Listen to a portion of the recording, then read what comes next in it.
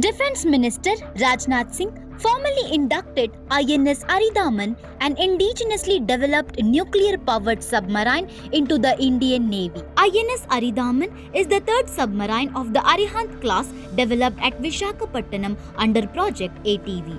On the same occasion, the warship INS Taragiri was also inducted into the Navy. This frigate was developed by Mazagon Dock Shipbuilders Limited, Mumbai, and features advanced stealth technology that significantly reduces its radar cross-section. INS Taragiri is designed with a combined diesel and gas propulsion system, enabling it to operate at high speeds and for extended durations. It is equipped with supersonic surface-to-surface missiles, medium-range air defense systems, and anti-submarine warfare systems, all integrated with a modern combat management system. This warship can be used not only for naval combat but also for providing humanitarian assistance and disaster relief during natural calamities.